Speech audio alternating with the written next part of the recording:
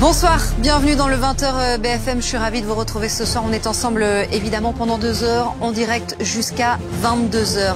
57, c'est le nombre de coups de couteau qui ont été donnés par l'auteur présumé de l'attaque d'un lycée de Nantes contre sa première victime, une jeune fille de 15 ans qui est décédée.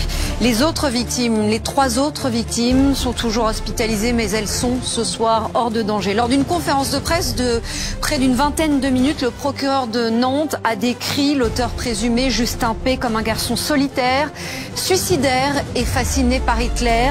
Pas de mobile avéré à ce stade. En revanche, on en sait beaucoup plus sur le déroulé des faits. On va évidemment y revenir très longuement ce soir en écoutant des extraits de cette conférence de presse. On y reviendra aussi en images avec notre long format des équipes de Ligne Rouge.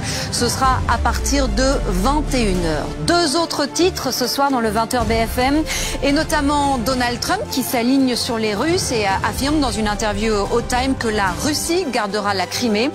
La Crimée appartient à l'Ukraine, lui répond ce soir Zelensky. On en parlera notamment avec notre invitée Christine O'Krent qui sera avec nous à partir de 20h30. Et puis ça y est, les hommages des fidèles devant le cercueil ouvert du pape François à la basilique Saint-Pierre de Rome ont pris fin.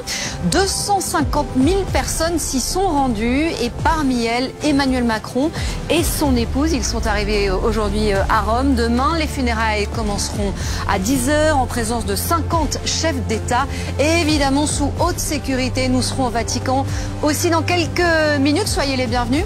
Le 20h BFM, c'est parti.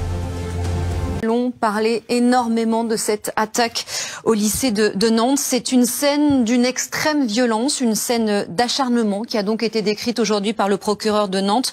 Lors d'une conférence de presse, il est revenu sur le déroulé des faits, évidemment, mais aussi le profil de l'assaillant. Décrit comme solitaire, ayant une fascination pour Hitler, l'adolescente qui a été tuée a reçu 57 coups de couteau. Les 3 autres victimes sont ce soir hors de danger. Revenons donc en longueur sur cette conférence de presse avec des extraits. Ils sont commentés par Maëva Lamy.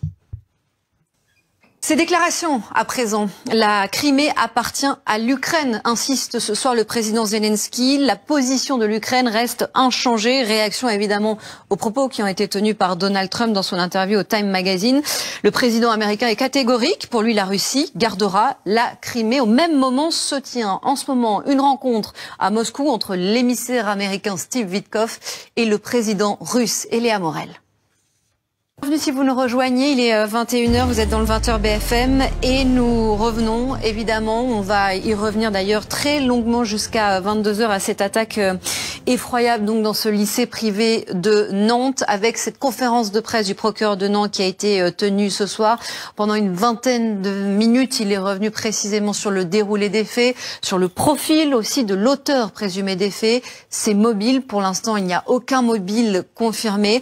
On va revenir bien sûr longuement là-dessus et on en parlera ensuite avec nos experts sur ce plateau. Mais d'abord, selon format des équipes de Ligne Rouge, il a été réalisé par Linda Bouziade avec Clément Granon, Stéphanie Zenati et Alexandre Funel. On se retrouve juste après. Merci à tous les 5 d'avoir été sur ce plateau avec nous pour revenir donc sur ce drame et cette conférence de presse qui a donné beaucoup de nouveaux éléments sur lesquels évidemment Karine de Ménonville va revenir dans un instant dans Week-end Soir et nous on se retrouve évidemment demain soir. À demain.